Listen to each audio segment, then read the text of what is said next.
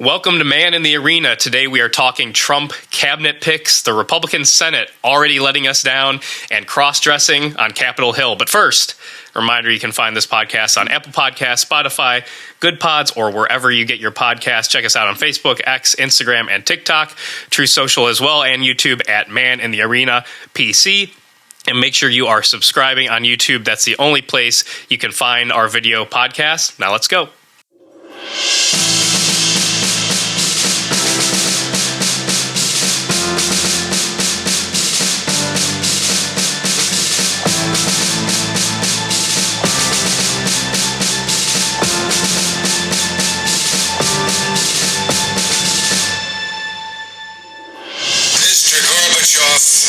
Tear down this wall.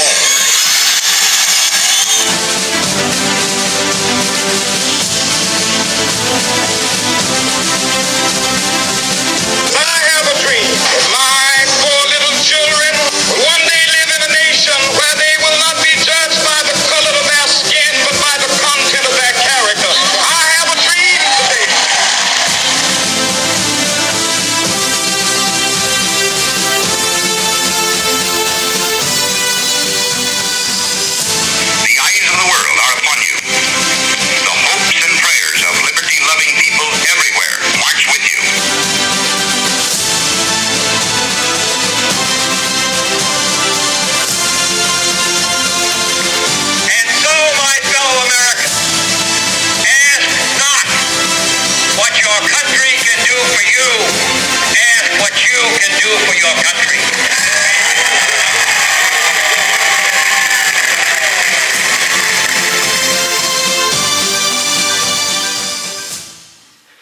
If you tuned in last episode, you joined me in a victory dance over the victory of Donald Trump and destruction of Kamala Harris's political career. I told you to take a moment to sit back, relax, enjoy the victory, enjoy the tears of our enemies, and take a breath of optimism as we see a new day in front of us filled with new opportunities to save the country that we all love. Well, that time is now over. It is officially time to stop enjoying yourself and get back into the fight. Because as I said last week, the left will take no days off. They will regroup and be ready to strike back the day Trump is sworn into office, if not sooner.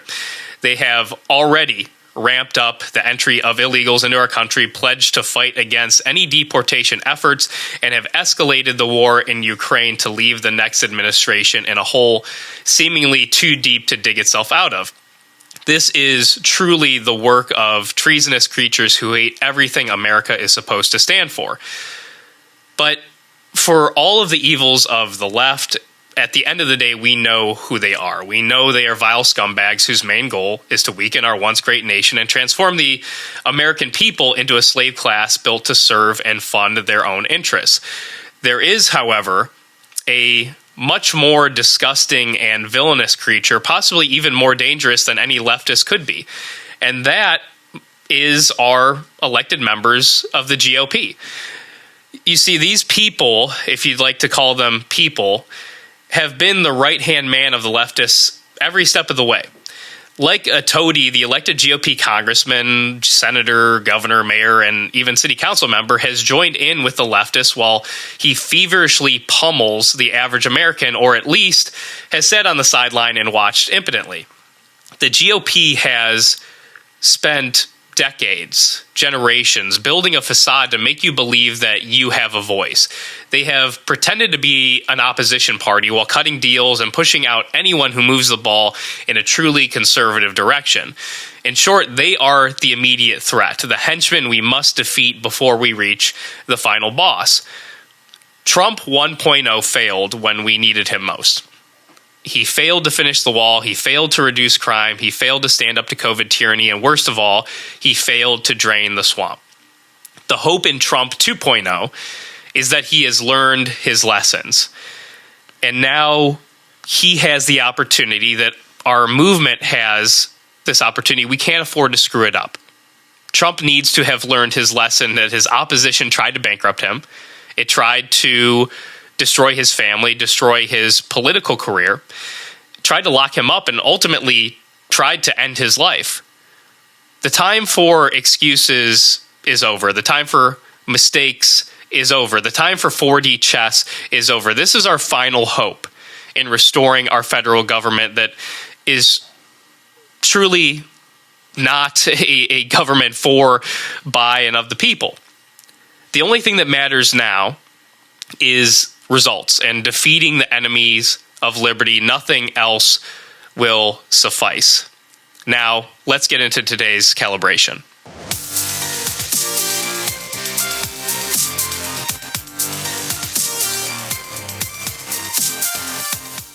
All right, I am joined here again today by my brother, Jonathan. Good to be back. World War III has not started yet, so we get another podcast. Yeah, and Jonathan and I this past weekend, we saw Creed live, so we are ready physically, mentally, emotionally, and spiritually. We've been rejuvenated. If there's any sign that we can have a rebirth in America, it's been the rebirth of Creed and the regeneration of all these different fans around the country. It's just an exciting time to be alive. Yeah, they're really leading the charge to the return to greatness of this country. They are MAGA encompassed in a band. Yeah, exactly. And so that's maybe the reason I truly have optimism going forward. But if you're here on the last episode with Jonathan and I, it was a very optimistic episode. It was an episode where we looked at, I said it's morning in America. Trump has won. We have a lot to be optimistic about. And all of that is still true. There's still a lot of reason to be optimistic, but now we are entering this phase where there are some crucial decisions being made that are going to dictate the success of his administration and what will be the next 4 years. There are some really great picks in Trump's cabinet. This has kind of been what has dominated the news cycle over the past few weeks has been the selections to Trump's cabinet and positions within his administration. And obviously, he came out hot right out of the gate. You had RFK, right, being named the head of the HHS, which is probably, in my mind, in my opinion, the best pick so far because we need so badly to reform our health agencies. I don't know if there could be a bigger win than reforming those agencies. Maybe the appointment or the announcement of Tom Homan being the head of being our border czar. He's actually, as of today, openly calling for the arrest of mayors and Democrat politicians who stand in the way of the federal government doing its job in deporting the illegals that are here illegally. So some great picks out of the gate. I thought the Gaetz pick was great right out of the gate. Matt Gaetz out of Florida for the Attorney General. We're going to get into that in a little bit about that whole fiasco. But there's some really strong picks out of the gate that made me feel like we're moving in a really great direction because all of these people that are being selected are people who are hated. We need to pick people who are hated because the more hated they are, it means the greater threat that they are to the establishment that we have.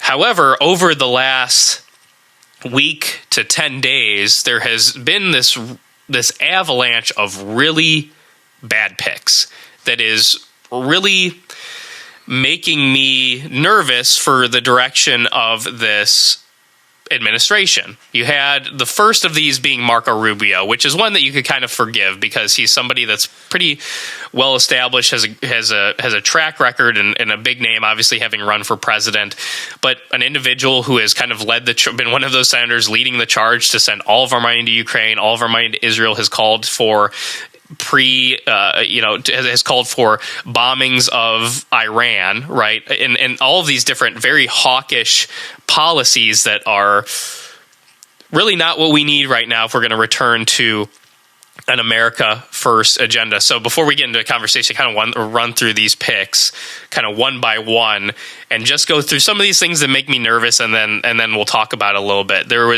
Matt Gaetz was obviously nominated first to be the Attorney General, and the Republican senators do what they always do, which we're going to talk about, and their knees buckled when it really mattered. So we wound up getting this nomination of Pam Bondi. Now, Pam Bondi is an individual who most recently has been on the payroll of the government of Qatar, lobbying on behalf of the Gulf state and also lobbying for Amazon and a private prison giant GEO group during her time. She is also well known for joining with the Democrats in Florida to prosecute George Zimmerman in the Trayvon Martin case, which was a clear case of self-defense and boosting the false BLM talking points. Then you have the Treasury Secretary being named in Scott Bessent. Scott Bessent is an individual who was the former money manager for George Soros, which is just quite frankly unbelievable that we would be naming anybody with ties to George Soros to any positions within the Trump administration. He is also an openly gay man who has essentially abducted 2 children through surrogacy, which is a conversation for another day that doesn't align with any of the social promises of what is supposed to be the Trump campaign. Then you have the head of the FDA that was announced. The head of the FDA is going to be, there's all these picks all over the place, Marty Makary. Marty Makary is an individual who is very I hate to use the term pro-vaccine because that sounds very positive, like I'm anti-vaccine.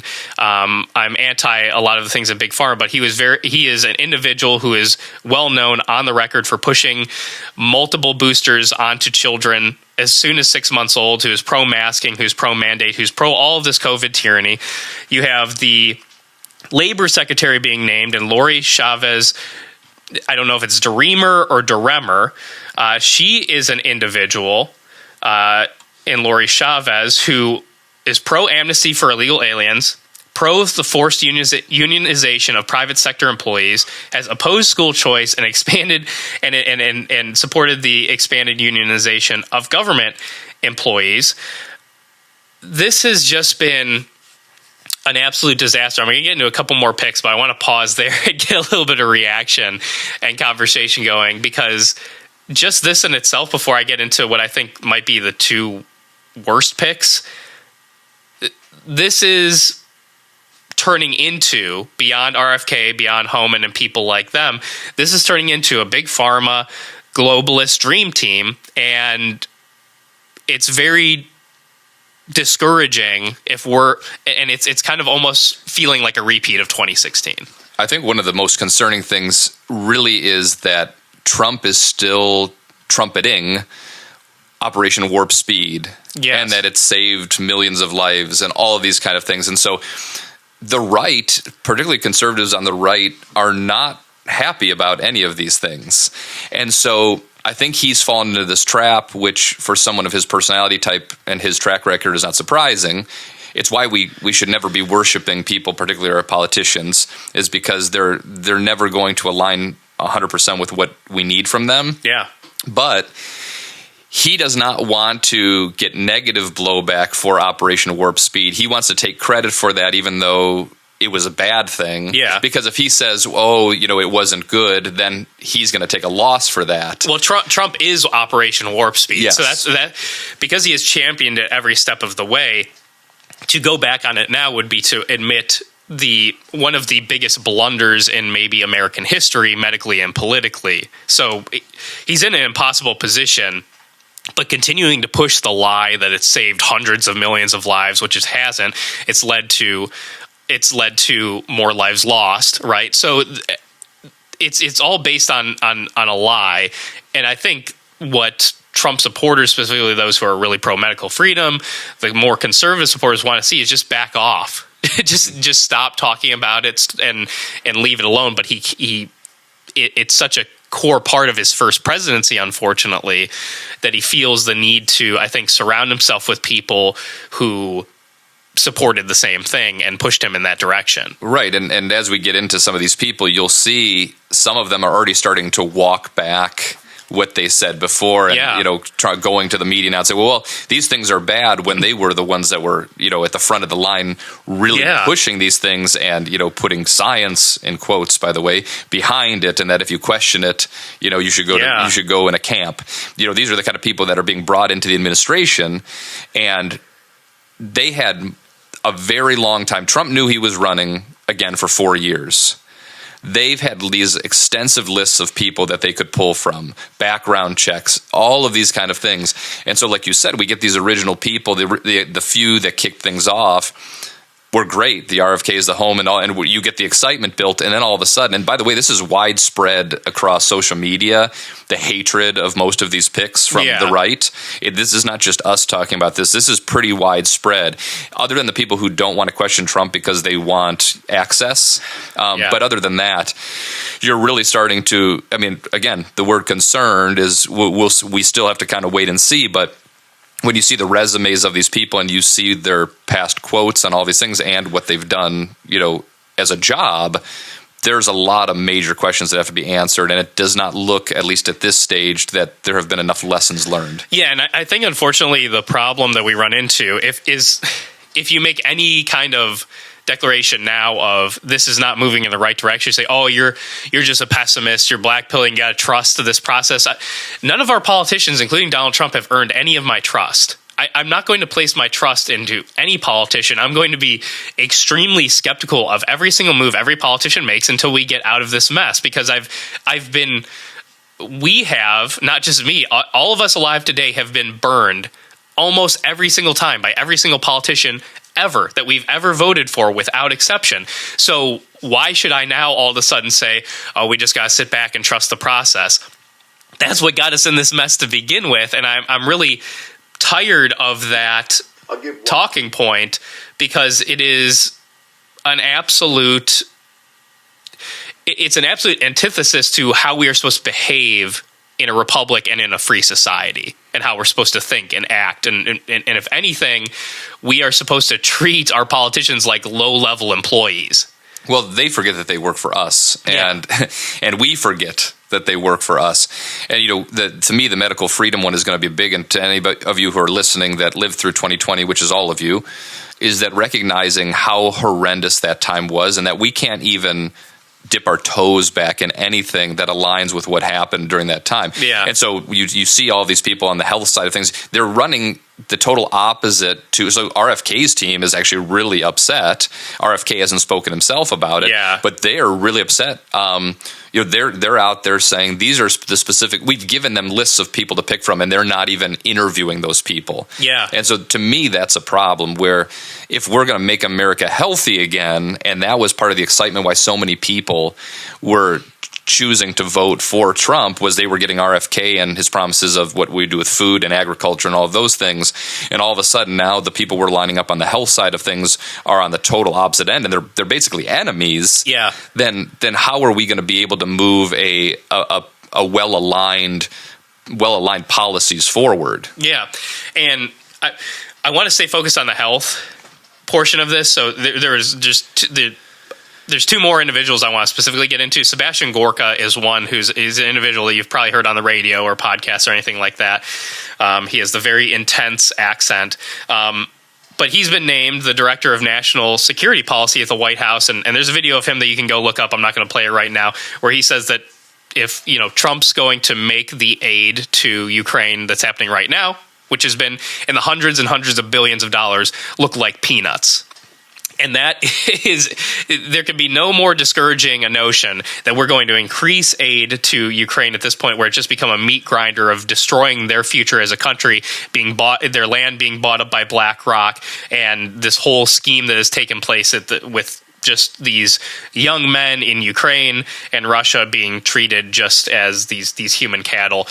That's a whole conversation we get into, but I want to focus on the health side. Can I make a note, though, real quick about Ukraine and this specifically? So you're getting Marco Rubio, by the way, and I don't know if we'll go back to him or not, but he was rated 96% his first 2 years in Congress as a senator. He's now in the 60s.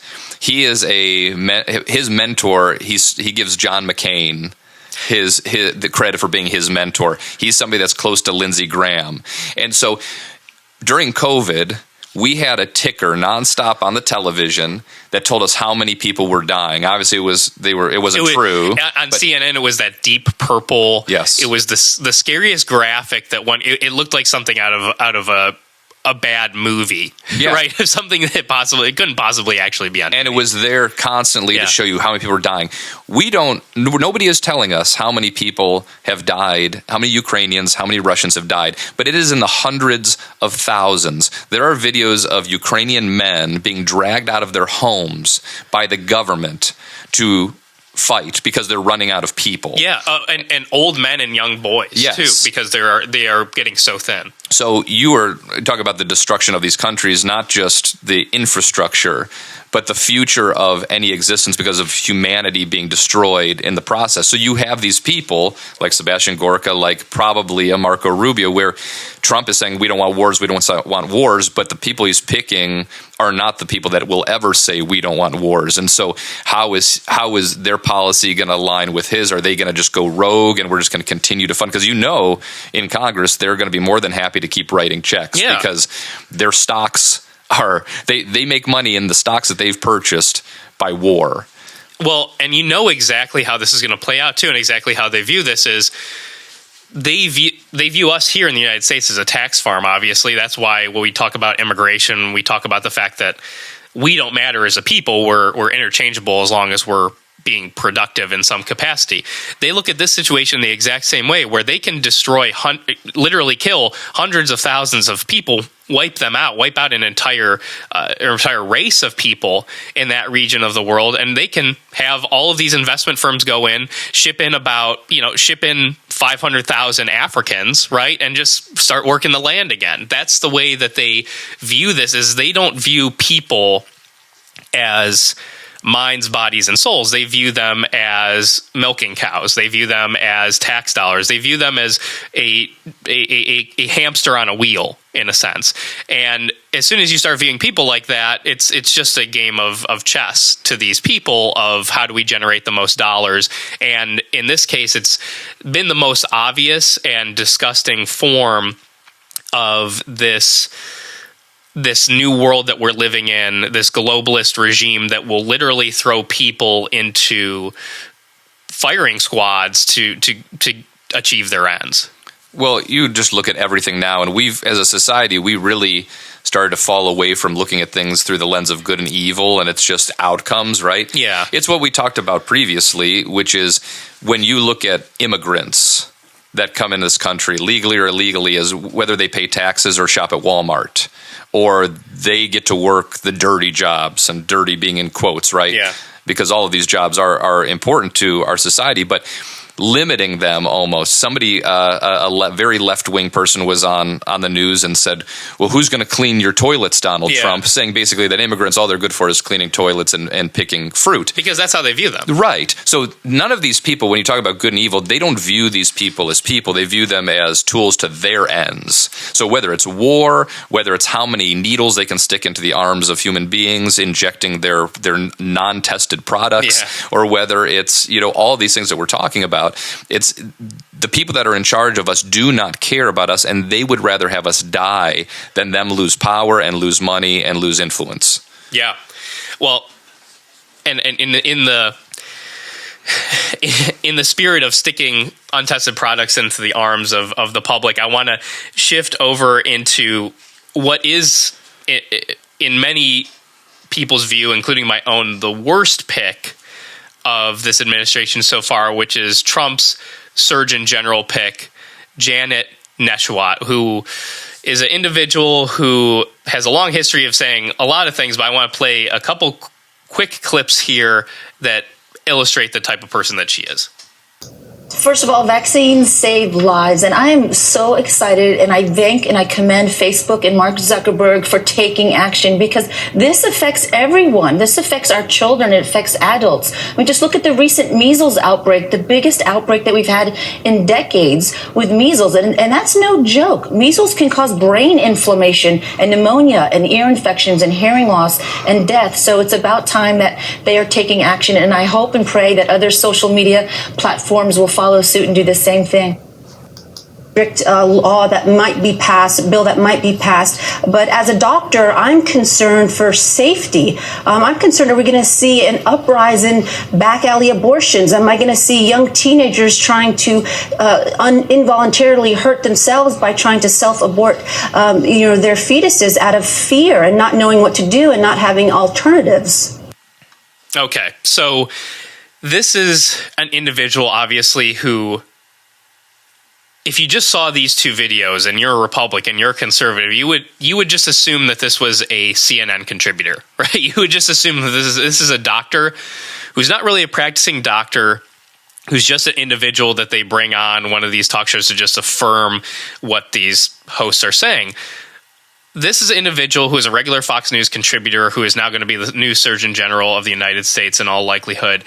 And this is an individual who not only was pro-vaccine, not only was pro-warp speed, was not only pro-mask mandate, was not only pro-keeping kids out of school, was not only pro-lockdown or pro all of these COVID tyranny things. That would be one thing. But this is an individual who was pro-social media platforms, Twitter, Facebook, you name it, censoring any kind of oppositional information to the government-approved narrative. On the second video, you saw this is an individual who is obviously pro-abortion to some standard, but echoing all of the same lies that the pro-abortion lobby has been for decades, that none of these things are happening in any case where there's any kind of limitations on abortion. She's echoing the leftist narrative. So my first question is, how does this person even enter the equation where they're considered for this position? And second, how are we going to spin this in any way outside of this is a bad pick? Because I've gotten heat from different people for coming out on this pick and other picks for being somehow anti-Trump when I come out and say, no, we shouldn't have an individual who is pro-censoring information on social media that they don't like. Well, she's been the one that's been out there, one of the couple that have really been focused on trying to fix her image. So she was out recently saying, holding up one of those paper masks that we were forced to wear for so long and saying, oh, these don't work. Yeah. These don't work. She was the one that 4 years ago was pushing that crap on all of us and saying, your kids need to wear this. She talked about needing to wear a mask outside while you're walking alone. Yeah. This is a lunatic. This is a person who is not a scientist. This is a person who, in quotes, is doctor because she passed enough tests. But as the lead person in a country that is trying to get healthy, a person who it was a part of the group of people that were pushing for us to do things that were anti-science, anti-health, that are now going to cause long-term the consequences of COVID, and particularly the shots. Because they're not vaccines. Vaccines are things that actually cure you or keep you from getting things. Getting something? Yeah. These are shots. And so we don't even know what the consequences are, whether it's infertility, the turbo cancers that we see now that are continued, right? All these kind of things. This is a human being that pushed those things to the highest degree, but then at the same time saying anybody who disagrees should be removed from the public square, not even allowed to speak of it. I'd like to see if she has one of those tweets that every single Democrat politician has where I've contracted COVID. I don't have heavy symptoms, but I'm blessed I'm very thankful that I got my shot and was boosted, right? It was every single Democrat politician got COVID like 8 times somehow and got every single booster. I'd like to comb through her Twitter history at some point to see if she has one of those out there. But there is also another video of her out there. You remember those extremely cringy and infuriating TikTok videos of the nurses dancing, right? It was, and she's gone on several videos in tweets and videos saying the ICU beds are filled. This is a dire situation. We can't get people in the hospital. This and that. And then you'd have all these nurses, none of which was true, filming these TikTok videos where it's like everybody's dying, but we're gonna take a 15-minute break or hour break to memorize all this choreography and do some dances that nobody asked for in the first place. That was one of the more disgusting things, was these nurses dancing around while you are on the outside of the glass building looking at your mom dying by herself. And I mean, so much of what happened is completely unforgivable. And I've had people come to me, whether it's with this person here or many of the individuals who were on the COVID train, and say, well, people change, information change, all these different things. And that's true. And I would encourage anybody who comes to a different point of view or gets new information to say, okay, I was wrong. But that doesn't mean we need to take that person and elevate them into a position of power. And that's always my frustration with Republicans, is we do this with everybody. We take somebody who was wrong 15 minutes ago and all of a sudden comes around and says, oh, no, I was, you guys were right the whole time. We say, oh, yay, why don't you be a new congressman? Why don't you become the Surgeon General? Why don't you become this? Instead of saying, okay, that's great, welcome in, do your time for a while, and then maybe we'll consider you down the road when you have a proven track record. I'm just really tired of this whole infatuation with, we need to bring in all of these people and immediately elevate them to positions that they wouldn't have had otherwise, and under the guise of, well, people change. That's great. That's true. I've changed my opinion on things. I've evolved on different issues, but that doesn't mean you take somebody who was your enemy 5 minutes ago and then put them in your inner circle. No, and I would say too, there were other people like the head of the medical head of the state of Florida, right, who worked in hand, and he wanted the job. Yeah. Right. And Florida obviously was the preeminent example. They were a little bit rough at the very beginning of it, but they learned quickly and adjusted. Yeah. I went to Florida in 2020, and it was like being in a different country than being in other places, right? And so you could have picked anybody. Yeah. Right? I think that's what it comes down to, is for so many of these people that were picked, you could have picked anybody.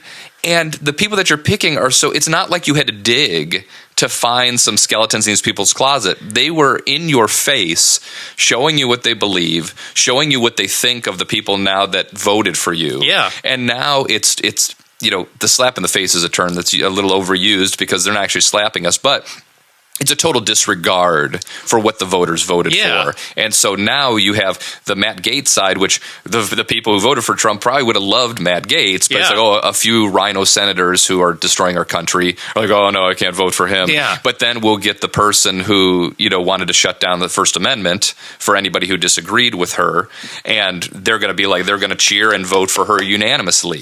Yeah, and I'm glad you brought up this Florida Surgeon General, because he has been incredible since COVID on everything, just nailing it one after another.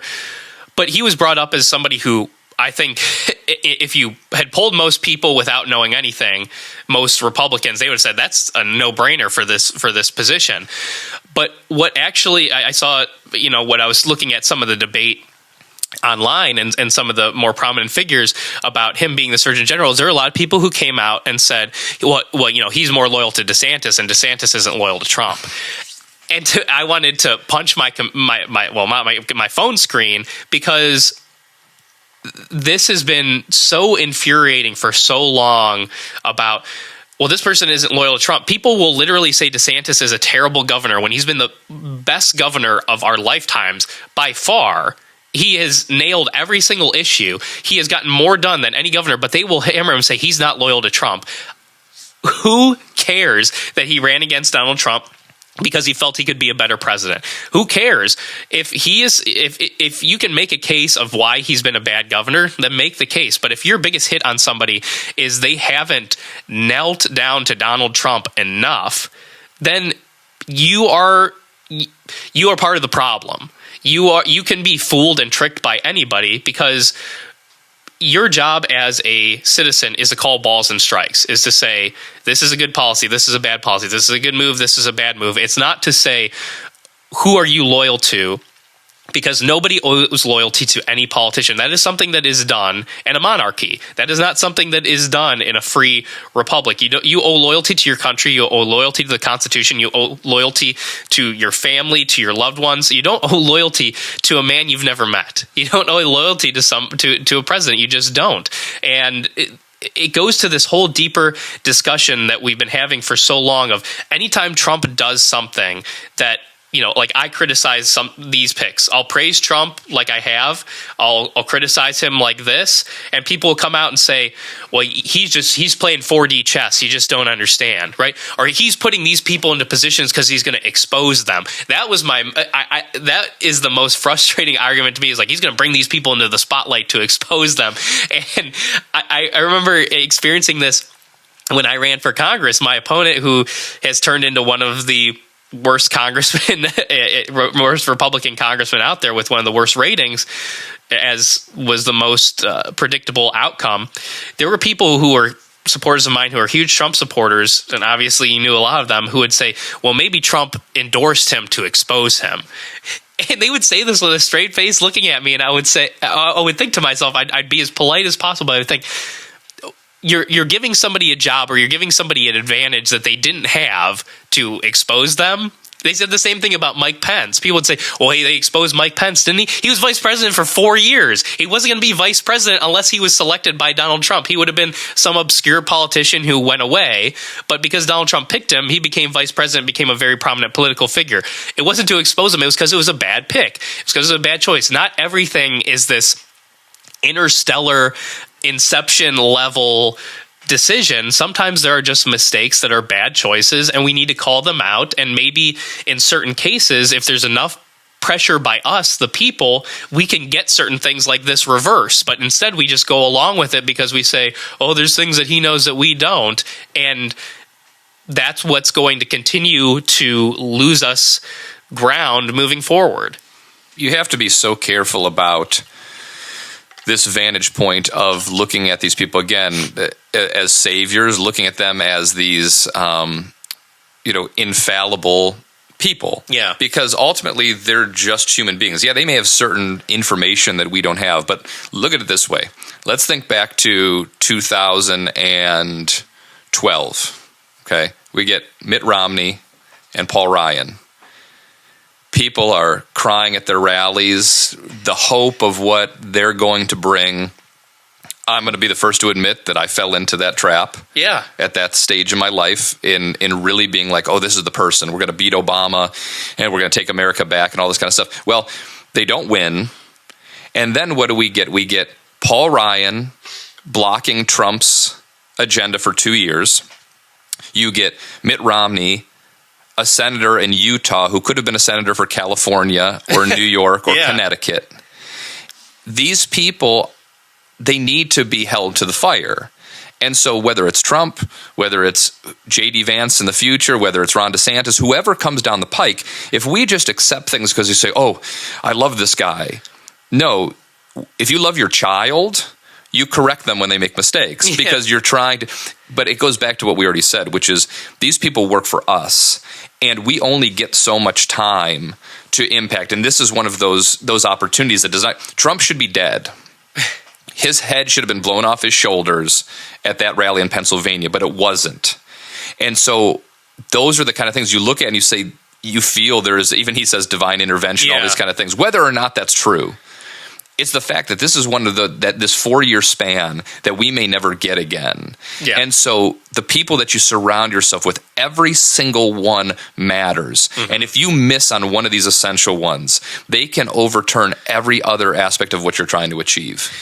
And to your point, there were literal books written. I remember there's this famous cover of this book called Young Guns. Have you ever seen it? That has on the cover about the next generation of conservative leaders that has Paul Ryan, Eric Cantor, and Kevin McCarthy on the cover. As they're like that, there were these mastermind conservatives that are going to save our republic, and these were the Tea Party guys, right? That was a massive movement, the Tea Party movement. But the problem was it was all based on taxes, right? If you base an entire movement on tax policy, it doesn't have much meat to it at all. And but to your point is we have held up people now that we look at as scum of the earth individuals, or the worst rhinos of them all. Not that long ago, we were singing songs about him, writing books about him, and now here we are with in the trouble that we're in. I think that's a good segue into talking about where we are at now in the U.S. Senate. We could talk all about how there should be a greater advantage in the U.S. Senate than there is for Republicans when you look at the vote counts of the sketchy things that have gone on in Michigan and Arizona, in Wisconsin. There are voting problems out there that we need to address, and that's a conversation. Maybe once California finishes counting votes, which they still haven't, we can have that conversation, which is just so infuriating. But you have a GOP-controlled Senate, and I want to first have us all envision and remember what a Democrat-controlled Senate looks like. A Democrat-controlled Senate gets done whatever it wants to get done. It pushes through whatever it wants to push through. It wins, and it wins some more. But we don't have a razor-thin majority. It's going to be 53-47 majority. And we are already struggling with trying to get certain individuals the votes to be confirmed. Matt Gaetz is the biggest example of this. We talked last episode before the Senate selected the majority leader, and we said it needs to be anybody else besides John Thune. Well, obviously we could have probably predicted it was going to be John Thune because the Republican Senate has a habit of picking the worst possible people to head its operation. John Thune is one of the least conservative. You look at his voting record; one of the least conservative members of the Senate or the House. He's an absolute disaster, and again, one of those senators from a deep red state that has every opportunity to primary these individuals, but never do. So, we can complain all we want about the RINOs at any level of government, but the worst RINOs are from Texas, are from the Dakotas, are from these deep red. Oklahoma, right? You can say all you want about Lisa Murkowski or Susan Collins, and they're terrible, but at least they have kind of an excuse. They're from, like Susan Collins is from a blue state, a solid blue state. So you can at least, as terrible as she is, I wouldn't forgive her or say she's doing a good job or anything like that. She's somebody who you can kind of have an excuse for. You can't have an excuse for a John Thune or a Cornyn or any of these people, or what we've had here in Ohio for so long with Rob Portman's and different things like that. But Matt Gaetz was a great pick, in my opinion. He was a great pick because he was an individual who has nothing to lose personally. He's an individual who's been dragged through the mud and ultimately cleared of any wrongdoing. He's an individual who most of his colleagues in Congress, Republican colleagues in Congress, hate, which is another good sign because most Republicans in Congress are terrible congressmen. And he's an individual who could really be a just let the dog off the leash situation. He's an individual who's gone after congressmen on both sides of the aisle for the insider trading. He's gone after people for a variety of reasons, and somebody who I don't think he's perfect in any regard, but is somebody who would be a reformist, a true reformist. And when you look at all that, that's ultimately the reason that he couldn't get the votes in the Senate. But what's frustrating is that at the first step of resistance from these senators, we backed down and said, "Oh shoot, we can't do it. We can't get these senators on board." Instead of figuring something out, and to me, you're not going to get anything done if you're going to depend on the Republican senators, to do it for you. They are going to be a hindrance to you. You have to essentially treat them as you can get on this ship. You can either get on this train or get off the tracks, essentially, and this is another sign that I'm just getting a little tense moving into this administration. That's going to take over in January. That we don't quite have the mindset we need to have to get done what we need to get done. Well, we also don't want to have this governmental system where everything has to be done via executive order. Yeah, right. So you're running up against this wall where, again, if you only have 4 years to get things done, and let's say if things follow the cycle they normally do, and you only have 2 years of both houses. Now, maybe that changes because there were some major shifts that just happened in this election. So who knows? But let's say things stay the way they normally do, and you only have 2 years, right? If you're going to be blocked in even one of the two houses of Congress, then all of a sudden it falls back on, I'm just going to do all of these executive orders, but that falls outside of what ultimately we want to, because you could say, oh, that's great. Well, no, it's great when it's your side doing it. It's not great when Joe Biden showed up on day one and opens the border with the sign of his pen. When he goes in and all of a sudden somebody says, well, we're just going to legalize all these illegals that are here on day one with the pen without any type of process happening. Well, the Democrats are going to do it anyway, regardless of what you do. But the biggest problem with Trump governing via executive order, which unfortunately is probably the reality of what's going to happen, is that the moment he's out of office and loses to a Democrat, they can wipe it all away. That's the biggest threat to governing that way. And you look at the second half of Trump's presidency when he didn't have, the only thing you can really say he got done with a Republican majority, a Republican controlling all the chambers, was he got some tax cuts. That's all you can really say, because there was nothing done on Obamacare. There was nothing done really on the border at all. He couldn't even get the funding for the wall when he had a Republican majority. Then in the second half, when you were dealing with a Democrat-controlled House, the only thing that was done legislatively was the First Step Act, which was an absolute disaster that has let more criminals onto the street and has contributed to the crime wave that we have seen over the past 4 to 6 years and beyond. So you're correct that they're not going to be able to accomplish anything as soon as they don't have that majority. But to accomplish anything now, they're going to need you're going to have a slim majority. And you're going to have Lisa Murkowski, you're going to have Susan Collins fighting you every step of the way. You have Mitt Romney 2.0. I can't even remember the guy's name, out of Utah, who's the new senator out of there. Again, Utah, a deep red state that continues to elect these same types of people. But now you have Susan Collins, right? You have Susan Collins being named the chair of appropriations, which is one of, if not the most powerful position that you can have in the Senate. You have Mitch McConnell being the head of the Rules Committee. So everything is being set up already to hinder any kind of America First agenda. And you had people like Susan Collins, like Lisa Murkowski, like Mitch McConnell, like any of these politicians that are saying that any of these senators that are saying that I will oppose Matt Gaetz or anybody like him. They are the same people who voted to confirm a morbidly obese dude wearing a dress to be our health director in the United States.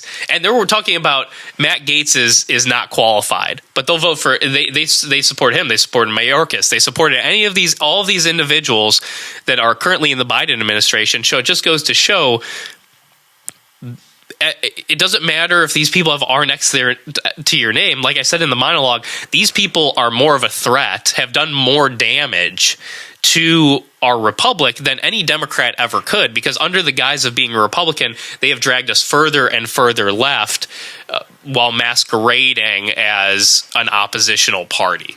Well, nothing changes until the voters change. I mean, that's really what it comes down to. And so, we spend so much time complaining, and Congress, this has been said 5 billion times, but I'll repeat it again. Congress has a single-digit approval rating. Yeah. But guess what? When it's time for re-election, or when it's time for a primary, the same person wins every single time. 95% of the time. Incumbents win their primaries 95% of the time. And the only ones that ever will lose their primaries are individuals who voted to impeach Donald Trump. That was one issue, right? I ran against Anthony Gonzalez. I jumped in that primary to primary Anthony Gonzalez. He was all aboard on the COVID tyranny. He was one of the biggest spenders. He was one of the biggest supporters of sending all of our money overseas. He was had one of the worst voting records in Congress from a Republican standpoint. If anybody would have ran against him without the Trump impeachment vote, he would have destroyed them. It wouldn't have mattered that he had one of the worst voting records. What matters is that he voted to impeach Trump, right? So that was what I kind of tried to explain to people throughout the campaign, was that we need to go a little bit deeper than you voted to impeach the guy that I like, when in reality, that was the least of the bad things that he did while he was a congressman. So you have all of these individuals like Susan Collins being propped up, and until they do something, God forbid, against Donald Trump, they're going to be there as long as they want. So there's a lot of people who say things along this line, but nothing will change until the GOP senator or congressman, the GOP elected official, fears their primary voters more than they fear their donors, more than they fear the special interests. Because the voters, the threats that we hear for primaries and all these things, it's a laughing stock among these politicians. They don't care. They're not afraid of you, and they won't be until you make them afraid. And a democracy, a republic like we live in, it thrives on politicians having a healthy fear of their constituents, which they just don't. Well, that's what you just mentioned it, which on social media, how many people in response to the stuff that's going on are like, oh, we're going to remember this in November of 2028. Yeah. We're going to remember this when, and I just envision these senators. They don't even see these posts, by the way, but I just envision them just laughing and ha. No, because if you've really paid close attention, you see the patterns and you recognize that these people, it's not even, they don't even fear, is that they just know that they're a shoo-in, barring some sort, especially in the Senate, barring some sort of, like Oklahoma, for instance. I mentioned, that every single county of Oklahoma is red, but they have James Lankford as their congressman, or as their senator, who is a total scumbag. He is a Democrat, and under the guise of, I'm for you. I'm for, bright red Oklahoma. Yep. Okay, Oklahoma, guess what? You know how you get rid of this guy? You vote in a primary. It's not that hard. But the problem, again, becomes in these primaries is, so for instance, in your primary, you had to have, your opponent had to pay $2.1 or $2.3 million to beat you in a primary because he didn't even live in the district. He moved into a $650,000 house or condo about 6 months before Election Day. He never leaves the house except for a couple little things. He goes down to Mar-a-Lago, raises some money. He comes back, he sends out 15 mailers in the last week and a half, and he wins. He didn't do anything to earn it. He has no background, or other than a criminal one, which that's not even a joke. Well, I mean, at the end of the day, I was outspent 30-1 in that race, and you go through that experience and you start talking to people, and you're getting months and weeks up to the election. You start talking to people who are in Republican circles, and I start talking to people, and they're like, "Why haven't I heard of you yet?" and they would say it to me as if I had done something wrong, as if I hadn't been campaigning for a year and a half, going everywhere and anywhere. And I guess one of the big things I learned through that experience is it's not just the voters being the problem, but that's the core of we have failed as a voting base to hold people accountable. But when I started to meet with these big Republican donors and these individuals who make the financial circles run, what you realize is those individuals, they are completely turned off by any individual who is a threat to the status quo, because a change to the status quo changes the power structure. So the way the power structure is set up right now in the status quo is that these individuals, they hold the vast amount of power with their financial power that they hold. As soon as you change that and get the voters start getting more involved and people start educating themselves, and you change the financial structure of things, all of a sudden they're kicked further and further out of that circle. So they don't actually want anything to change. So they are incentivized to support candidates who will support that status quo. So I think the biggest question that we kind of have to ask ourselves is we've talked about these appointments. We're talking about the Republican Senate that is already letting us down, that is already moving in the wrong direction. A lot of these things are moving in a direction that kind of, like, I've seen this movie before, right? That's kind of the feeling that I'm getting. Again, all of this could be much ado about nothing, and we could wind up just seeing an absolutely epic Trump presidency. There's lots of reason to be optimistic. I'm not telling anybody to say just put your head down and say it's over before it even started or anything like that. I'm just saying that we need to always be on alert, essentially. But let's say that this goes the way that it feels almost like it's heading, that we head for round 2 of 2016 or worse, that there's no America First agenda initiated after these 4 years. The border hasn't been fixed. The wars abroad or things are still going. Our money's still going all of these different places. We haven't pushed any kind of conservative social agenda, that everything is still moving to the left at a record pace. And then if we're in that situation, we're probably looking at a Democrat president come in 2028. So if that winds up being the situation, and the situation that we all most fear, and again, I'm not sounding the alarm just yet. This is a conversation we need to have now, though. The question that I start to ask is, if Trump almost being killed, like you said, if all of this huge culmination of this huge seismic moment in American history, this huge shift to the right in all 50 states, voting-wise, and this huge mandate from the people to do all of these things, if that doesn't get the federal government where it needs to go, if that doesn't push our politicians where they need to go, can you see, because I cannot see a future 50-state United States of America, because if the federal government cannot be fixed, I'm not saying it's going to be fixed in 4 years, but can't start moving in the right direction now, I can't see a scenario where it does. I can't see a scenario where if it doesn't move in the right direction in 2024, it starts moving in the right direction in 2032, right? I don't see that as a legitimate possibility. So if we can't get the federal government straightened out, then where does that leave us as a nation that is incredibly divided politically and ideologically?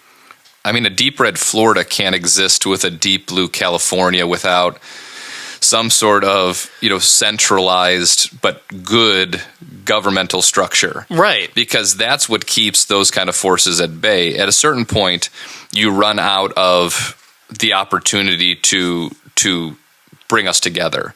Because even California, when you see their massive shift in numbers towards Donald Trump and towards the right, it doesn't move a massive state like that, but there are massive numbers.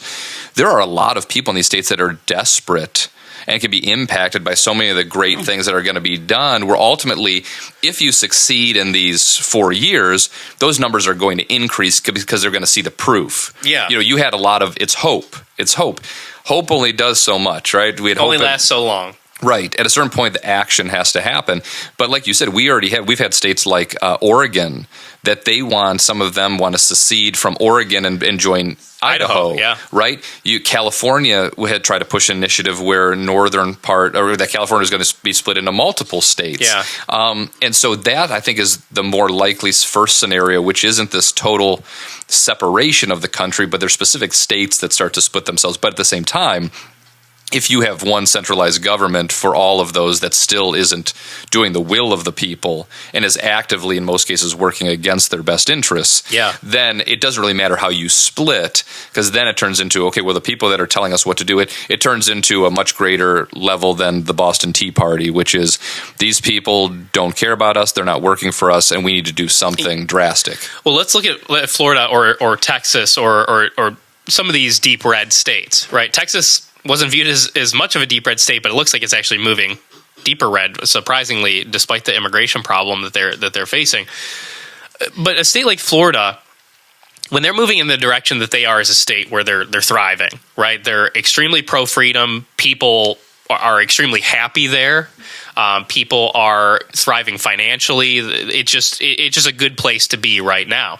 When you look at a state like that, if things continue to move in this direction with the federal government, where the federal government is essentially looting these states, right, coming in and taking their money, sending it overseas, they're shipping in illegal immigrants without the approval of the states and planting them in different places. They're coming in with these different regulations, all these things. Essentially, you get to the point where these states are going to have to say, what is my incentive to go along with this, right? If I'm Texas and my federal government refuses to enforce my border, then I have to enforce my border. And if I'm going to enforce my border, what am I paying the federal government for? And I think a situation that you could start to see arise is a lot of these states, or at least some of these states, or even counties or towns, start to say, we're going to stop taking any money from the federal government. We're going to start financially cutting ourselves off, and we're going to start making our own rules, right? The Democrat Party has done that, or Democrat states and localities have done that.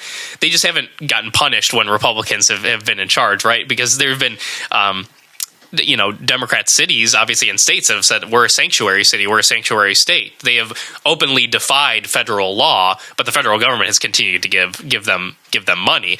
But I'll be interested to see a scenario where if this goes this direction, I would be shocked if you don't see at least some local communities start to say, we are cutting ourselves off and we're going to start fortifying our own communities while the rest of the world is falling apart. Well, I think the point that you made about what so many of these red state leaders, again, leaders in quotes, are doing is that I think this is a time too, particularly with the immigration issue, the illegal immigration issue, is that it's time for these people to be punished for what they've done. And so, you get, once Trump won, it was like, let's come together. I know that there was all this lawfare against you, President Trump, but, you get to put a stop to this. It's like the snake slithering up. Yes. Yep. But guess what? This is the time to punish, because it's time to set the tone for what comes next. Yeah. Because these 4 years of Trump will be over. We need to grease the skids for a J.D. Vance or a Ron DeSantis presidency after these 4 years, and what comes next. Because it's got to be more than these 4 years, but at the same time, you have have like the mayor of Denver that says that he's going to, he's going to bring citizens out to defend these illegals and protect them. Okay, guess what? We're walking. He's going to prison. That's it. You have the you're going in the paddy wagon with him. Yeah, right. We're putting you in there. We're sending you to Rwanda. And then in Maryland, you had saying that the one of the mayors there say we're going to start with the taxpayer funds. We're going to start these funds for legal defense of illegals so that they can defend themselves. Well, no, I don't think they're going to have a defense. They're going to need a defense fund because they're going to go into a vehicle. You're going to be driven away. You're going to be put on a plane, and you're going to be dropped off back where you came from. There's not going to be a need for legal defense. But these people need to be punished for what they've done and what they're going to try to do moving forward. And I think this was a flaw of Trump in 2016 is that it gets painted as retribution, but it's not just retribution. I'm not a person that for revenge's sake, right? That doesn't get you anything. The point is in punishing these people that are openly defying the law, or the people that went after you politically, right? Like I said, Trump, these people tried to bankrupt him, they tried to jail him, they ultimately tried to kill him.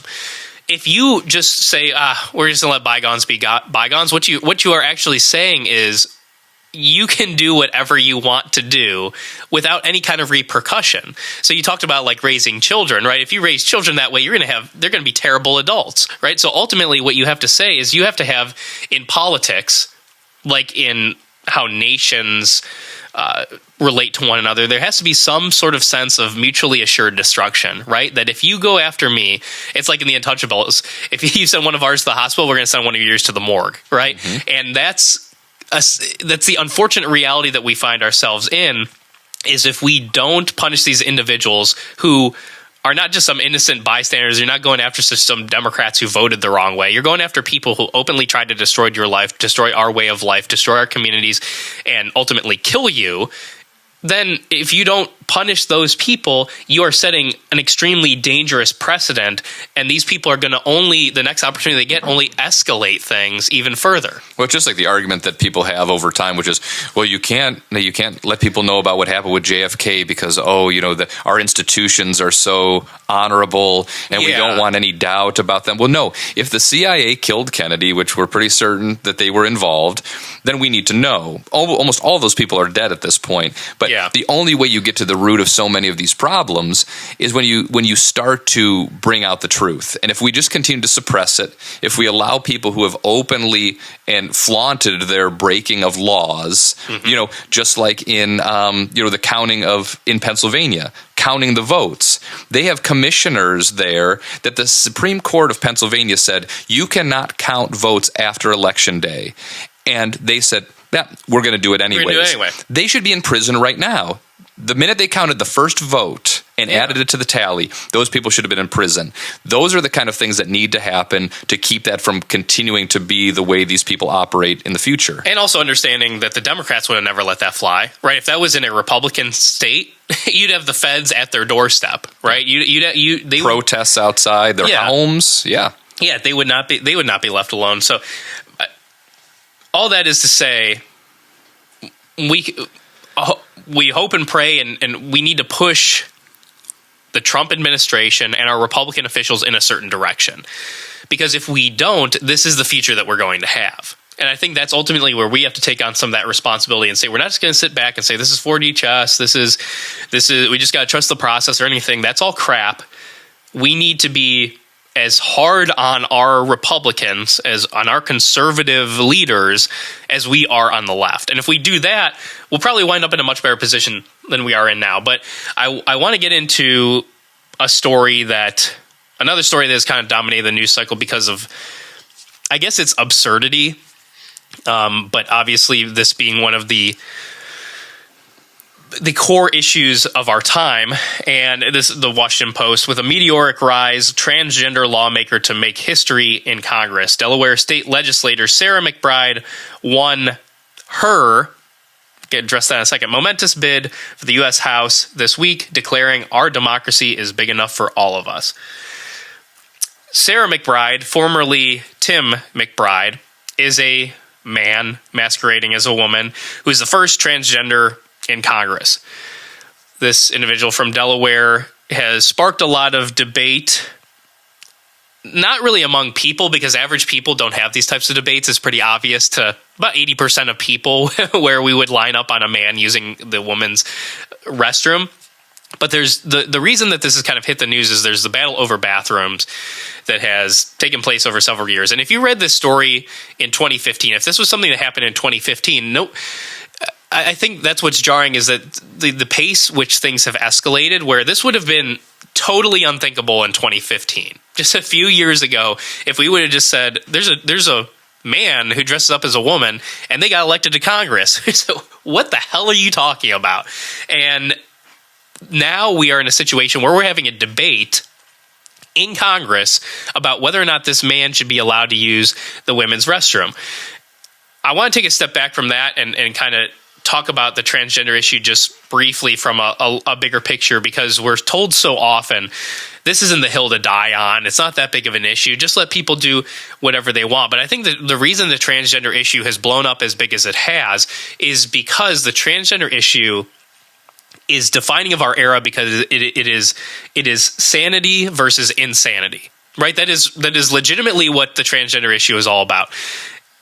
It is a hill worth dying on, because if you can't defend sanity itself, if you can't say that a man who has an unfortunate, severe mental illness, who needs help, who needs love, who needs guidance, if you can't say that that man shouldn't be in the bathroom with a girl, with a child, with an adult woman, whoever, then I really can't take any of your other opinions seriously, because it shows that you have such a flawed worldview that I don't need a study. I don't need a scientist. I don't need anybody to tell me, well, actually, if you look at the science of this and that, forget you. I know what is right. I know what is wrong. I know what truth is. I don't need my eyes aren't lying to me. I know that the person in a dress with an Adam's apple and broad shoulders is not a woman, and the deep voice. So I guess ultimately what this issue kind of shows is how far we've gotten, how far we need to pull society back, where we're having debates.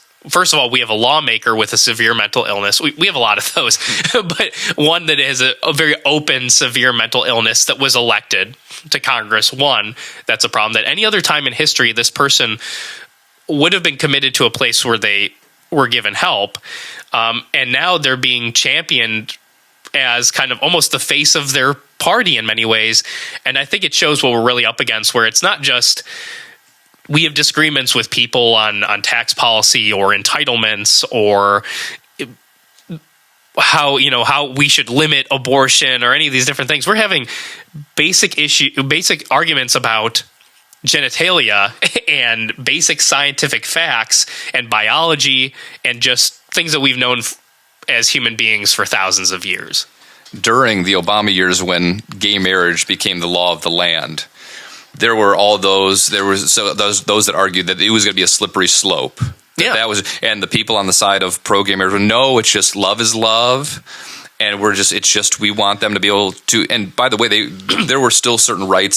Certain states had certain rights for people that were in same-sex unions and things like that, right? And so, no, we want marriage. And so it started with that. And then it so rapidly progressed from there, because now it was, and that's what I believed at the time was, and so many people was, it doesn't end here. Yeah. Because, well, you were called crazy for that. You're saying, oh, you're just a Christian alarmist, that none of this stuff is going to, people just want to be able to have the exact same rights as everybody else, right? Throw out the fact that you were redefining an entire institution that had been defined one way for thousands of years, and the dangers of all of those, all that comes with that. You're there. The argument was there's no such thing as slippery slope. This is just one thing, and everybody knew where this was going to lead. Everybody like us knew where this was going to lead, and we've been proven right every step of the way. Well, and then you get into the transgender thing, where this isn't just about somebody wanting to be a different gender, because so much of the studies that are linked to people with they're wanting to be transgender, is that the suicide rates are incredibly high. These aren't like they're higher than any other group ever. Most of the recent school shootings are by young people who consider themselves transgender. Yeah. They're going through incredible pain because of their mental illness and what's going on in their lives, and so all of a sudden these kind of things happen. There's a very significant percentage of transgenders that are linked to pedophilia. Yep. And so then now you see that's trying to, there are a handful of people that are trying to mainstream pedophilia. That's just a persuasion, right? And so that's well, where do you think it starts when you put a grown man dressed as a woman? Do you ever see them going to nursing homes and reading to elderly folks? That you only see them going to libraries and reading to toddlers, right? There is something deeply and everybody knows it, right? You look at these images and you know that there is not a person that isn't attracted to minors, doesn't have pedophilic tendencies that would put themselves in that position or put themselves in that spotlight that way. And again, in any time of history, we just would have inherently known this. No, and the parents that bring their children to those things clearly, you have in a lot of same-sex marriages, particularly with men, you have when they're, as you said earlier, abducting children, buying children, stripping them from their natural mother, yes, and purchasing them. But yeah, they're basically, it's like buying them off of eBay. It's human trafficking. Yes, and there is a lot of things that happen in those households that are continuing to come out where they weren't just buying them because they wanted children. Well, most male couples, they almost exclusively adopt male children. Right. Almost exclusively. So we don't need to go too much more deep down that. But it's not just us making these kinds of observations ourselves or a couple random people on Twitter. These are the kind of studies that are coming out. These are big numbers. Yeah. But it all started from our society starting to be more and more permissive of immorality, where in previous versions of our society it would have never been okay. Again, it would have been, how do we help these people? Their families would have been trying to take care of them. Now their families are letting them cut off their privates. And it's not just and it's not like this stuff came out of nowhere. This stuff has happened all throughout history, obviously, that we know. But in times when society was sane, was structured, was thriving, these things were, at the very least, they were done in the shadows, right? They weren't mainstreamed like they are now. But to kind of where you were going with that, we're always hit over the head with, you don't have empathy. You're not coming at this from a point of love. If you just loved these people, they'd stop killing themselves. If you just affirmed them, they'd stop hurting themselves. They'd stop this, they'd stop that. One, that's like an abusive relationship where the girlfriend says, if you break up with me, I'm going to kill myself, right? That's how they manipulate you to say, there's that saying that within the transgender community to these parents, would you rather have a dead son or a daughter that's alive, right? Then they manipulate a lot of these parents to think that they have to go along with their child that is obviously struggling. But we have this whole empathy argument, and it's like every other issue where I've talked about in immigration, where empathy in that situation, we're talking about love and empathy. We're always told by the left is you just let all these people through the border and you let them run wild and do whatever they want. Real empathy is making sure a Lake and Riley never happens again. Real empathy is making sure that women and children can't even live in an environment where it is possible for them to be raped and killed by an illegal immigrant. Real empathy is making sure that these children aren't being put on these perilous voyages where many of them die or are maimed for life. Real empathy is making sure that these children and women and men too can't be used, as drug mules, right? And by these coyotes and these people. That's real empathy.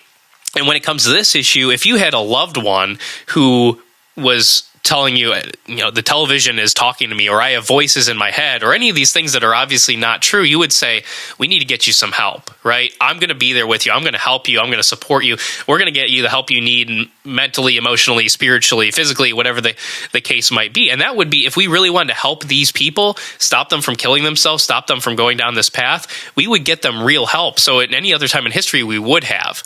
And that's why you're seeing this rate of them killing themselves, and because we're affirming a lie that is so damaging to their mind, body, and soul that it is and you look at after affirmation and after their surgery processes, nothing changes from a suicide standpoint. Nothing changes from a self-harm standpoint. So these people are obviously deeply distressed even beyond their outward, transgender identity. Well, as human beings, we have certain core needs that we really try and latch onto, and so many of us, at certain points in our life, really go overboard trying to achieve what it takes to fulfill those. And so it's not food and water and air. We need those things, but things like significance, right? Mm-hmm. And so they have this desperate need to be significant, and all of a sudden, when social media is saying, I can get attention if I dye my hair blue or if I have piercings or these tattoos. And all of a sudden, when that becomes a little bit more normalized, it's like, okay, what's the next step? Yeah. Right. So if I go out and I have a beard, but I'm wearing a dress,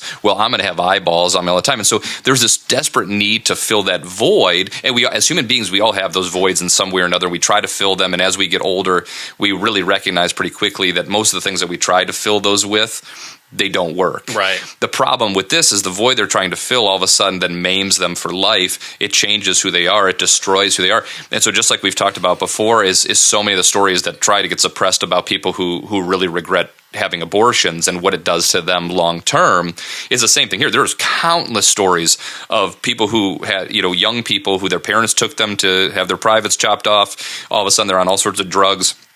And now they said, I don't want that anymore, but now it's too late. Yeah. And so that's where you run into so many of those suicides. It's because they've gone through it and they recognize that their need for significance was not fulfilled by what they thought it would be. But now they're trapped. There's these permanent changes and they can't go back. And you can't erase what's been done to them. And then the evil, obviously, of which these doctors prey on these situations, because it's all about money. Yeah. At the end of the day, it's how many people can I mutilate because I'm going to be able to pay my bills and go on vacations and this and that. It's not just it's not empathy. Yeah, it's and every major hospital system engages in it. Yes, because they know it's a cash cow. So getting back into Sarah McBride, Tim McBride, this transgender individual who's in Congress. Obviously, if you've been paying attention to the news at all, you've seen the battle over the bathroom where this individual wants to use the women's bathroom even though they're a man. You've seen Mike Johnson initially coming out there at first, the Speaker of the House, saying, I don't really want to get into it, we respect everybody, blah, blah, blah. Then he got major blowback for that because if we're not going to stand up for basic sanity as a party, we're not a legitimate party. He went out there, ultimately said, men are going to use the men's room, women are going to use the women's room. A man can't become a woman can't become a man. Very clear statement, very non-controversial statement to the vast majority of people. Obviously, he was dragged through the mud for it, but a very basic statement that every human would have made for all of human history up until about 5 minutes ago. But at the center of this battle has been Nancy Mace, who is an individual. She's a Republican out of South Carolina, a congressman who always finds a way to insert herself into the spotlight. She is very much a person who loves the camera, who loves being out there, and an individual who is personally one of my least favorite members of Congress for a variety of reasons. But I want to get into this specifically because she's been kind of the champion of this movement of, there's videos of her putting, no men allowed, taping it over the women's room. And she's making lots of everything she's saying about this specific issue, she's correct on, right? Because this is a very obvious issue that her and her fellow colleagues should be allowed to use the women's bathroom without the fear of having a man or seeing a penis or anything like that. It should never even enter the equation. That's obviously all true. But where I have an issue with Nancy Mace is her life, her career, and her ideology has paved the way for exactly what's playing out right now. So there's this tweet from Nancy Mace. This was on November 19th when a lot of this was kind of at its peak. She tweeted, "This is so strange to me. 25 years ago, I was celebrated as the first woman to graduate from a formerly all-male military college. Today, I'm being attacked as a bigot for fighting for women's rights. The radical left has lost its mind." Now, obviously, the radical left has lost its mind. That portion is correct. Nancy Mace was the first woman to graduate from the Citadel, a formerly all-male military college.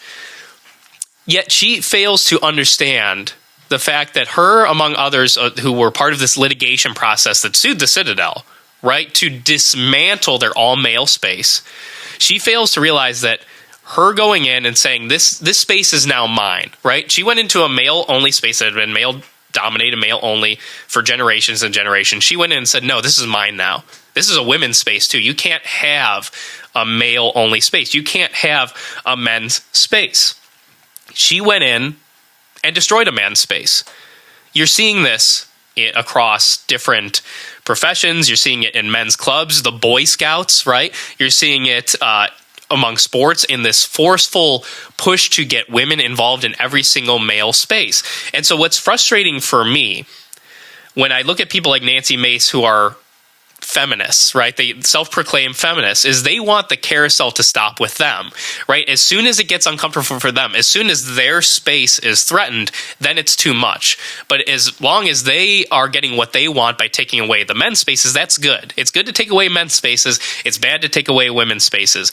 And we've so lost as a society the understanding that men need men's spaces, women need women's spaces, that we're different as genders. We are different. We think differently. We act differently, generally speaking. And those are not only good things, but essential things to society. And it's what makes our society function and what makes men and women great as individuals. People like Nancy Mace have been throwing out all of those things. And now when it comes back to bite them, they have the audacity to complain and make themselves the center of attention. So that's really my complaint with people like Nancy Mace is as soon as that snowball or that slippery slope, right? They're on the slippery slope. They're going face first on their toboggan. But as soon as they get to their stop, they say, oh, I want to stop it right here. But that's not how this works. The problem with people like her, and her specifically, is that she has made most of her life about her. Yeah. She's the one that wants to be in front of the camera. It's all about what's good for her. Yeah. And so this is a woman who went to the prayer breakfast and was going to be one of the speakers there. And one of the first things she does when she's introducing herself is to basically brag that she lives with her fiance and that he wanted her to stay so that they could sleep together befgoing to left for the prayer breakfast. In the morning. In the morning. She said that she was going to be late. Unfortunately, they couldn't have sex together that morning because she was going to be late to the prayer breakfast. Yeah, so clearly this is not a woman who thinks very deeply into, what she says and does. But at the same time, it goes back to anybody like this where we've become this group of people who, I'm not going to put myself in this category, I know that you're not, but it's look at me, pay attention to me, I need, again, go back to that significance, which is she has made everything about her, so she wouldn't even care to think about what you're saying, but your entire past paved the way for this. You did exactly what you say you hate now, and both of them are wrong, by the way. Right. It's not that she was right and this is wrong or this is right and that was. They're all wrong because it was trying to force certain social norms. This isn't like fighting for civil rights. Right. This was taking the military, which is a well-oiled machine that operates in a certain way to protect us from takeovers of hostile nations. And its success is based on male predispositions, yes. Essentially. And so again, it doesn't just pave the way for this bathroom issue, it paves the way for transgenders in the military. All of a sudden, our military structure has been totally perverted in a way that all of a sudden just starts letting everybody in, and then changes the dynamic, and now we're not the kind of fighting force that we need to be. But these are the kind of dominoes that start this procession, and just like we talked about with the transgender issue going back to when gay marriage was legalized, it's not this slow progression. Once you start the first domino of some of these things move so rapidly, and it's almost impossible to stop its descent. Yeah, and to add on top of this, Nancy Mace has, throughout this process, been boasting about the fact of, we support gay marriage. This is her words. We support gay marriage and voted for the Respect for Marriage Act twice. In another tweet, she says, I strongly support LGBTQ rights. No one should be discriminated against. Religious liberty, gay rights, and transgender equality can all coexist. So specifically with the marriage issue, again, she fails to connect the dots. She fails to connect the dots that through her support for gay marriage specifically, which totally dissolved the institution of marriage, right? It turned the institution of marriage, which had been for thousands of years the union of one man and one woman, and it turned it into essentially two random people who decide to cohabitate together can sign a piece of paper and make them legally have some consequences if they separate, right? That's essentially what marriage became. And what it did also is it dissolved, it muddied the waters. It removed any kind of uniqueness or essential nature of men and women, right? Because if a man can become a wife, if a woman can become a husband, if any of these things can, then what is gender at all? What does it really matter how you identify if the institution of marriage itself doesn't have any special meaning or special essential nature between men and women? So her support for all of the issues that she supported of dismantling men's spaces, of the destruction of traditional marriage, all of a sudden she sees that a man dressed up as a woman wants to use her bathroom, and she's shocked by it, right? She's appalled by it, but that's where it has to stop. But what people like her need to realize is that as soon as that ball gets rolling, it does not stop. And that's where you have the whole discussion of there's a whole LGB, but you got to cut off the T part. Well, you can't. You can't. Those things are essentially together, because as soon as you blur those lines, then nothing matters. I think at the end of the day, it comes down to when we have a moral society, everything lines up the way that it should, almost everything, because we're humans and it's never going to be perfect. But there have been time periods in the United States and in the world at large where there were golden ages, where there were times of thriving, and that was always aligned with faith. It was always aligned with a time of morality. And whether you look at Rome or any other place, they're an easy example, is when morality went out the window, when the perversion of so many different areas of human life and interaction. English Empire, French Empire. It always follows the same patterns. And so it's not just about Christianity per se, right? But it's about what kind of society are we going to be? And when you start to allow certain things, there's certain truths that if they're not upheld, the dam breaks and we run into the situation that we have. And now so much of our society is then trying to super glue the pieces of the dam back together as the water is just pouring in. It's not to say that we can't circle back and eventually rebuild that dam, but there's a certain way that structure needs to be built. There's proven track record of how it works throughout all of human history, and that needs to be the format of what we follow moving forward. Yeah, and I think ultimately what you're saying is society, it needs a clear vision of right and wrong. Right, there's been no successful society in human history that didn't have a moral vision.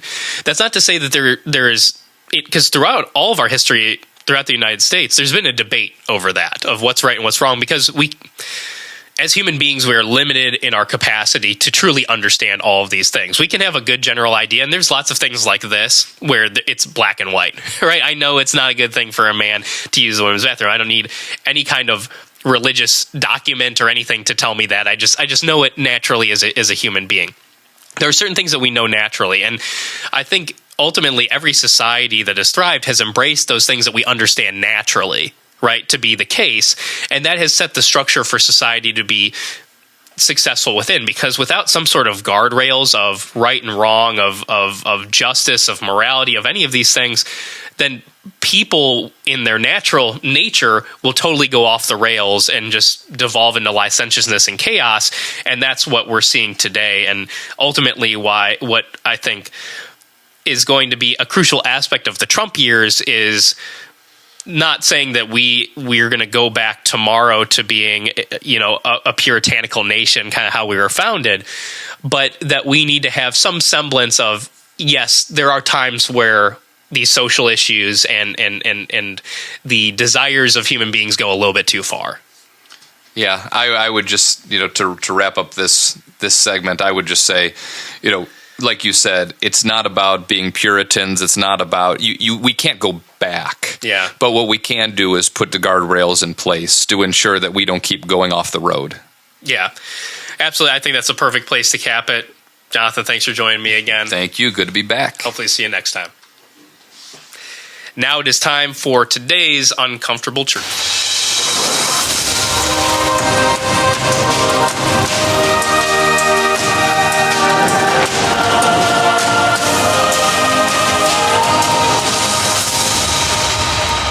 All right, for today's uncomfortable truth is a topic I was almost hesitant to share. I was almost hesitant to bring the video up that I'm about to play, because for me it was something that was so disturbing, was so upsetting in many ways. And what I want to show you is this video that came out recently of an ultrasound of a D and C abortion. Now, if you are somebody who find yourself very squeamish, or if you're somebody who's already very pro-life already, I would forgive you for looking away for this portion or not watching this video. But if you're somebody who is pro-choice in really any sense, I would encourage you to watch this short video that I'm about to play for you here.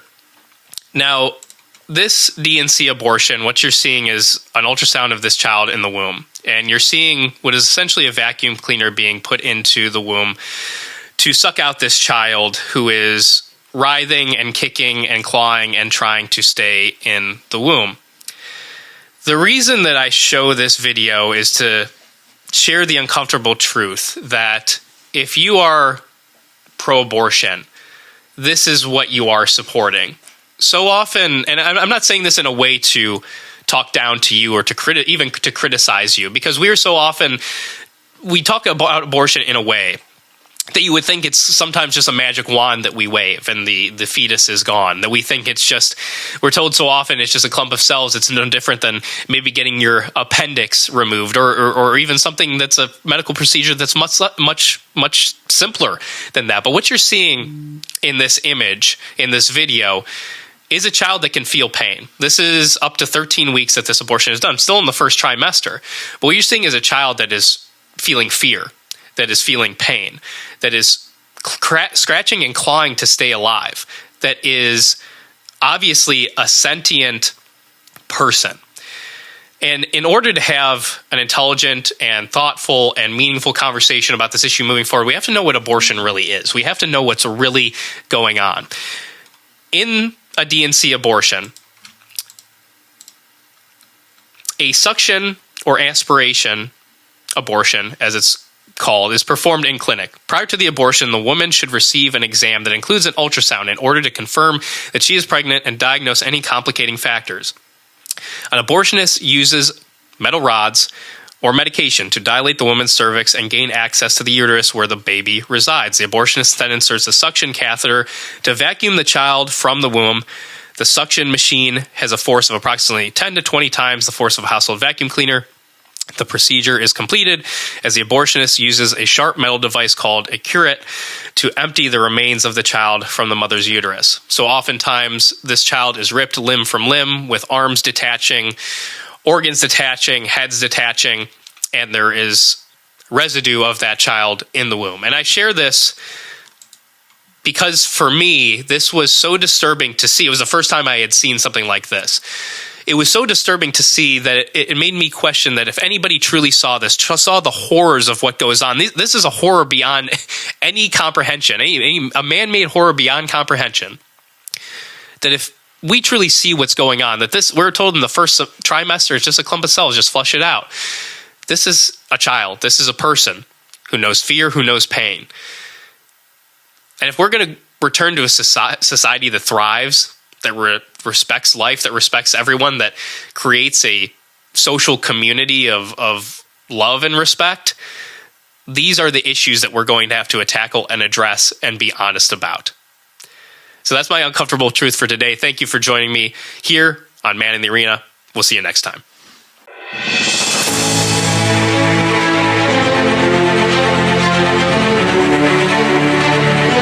If I can change, я думаю, что каждый тоже изменился. And you can change. Вы можете измениться. Everybody can change.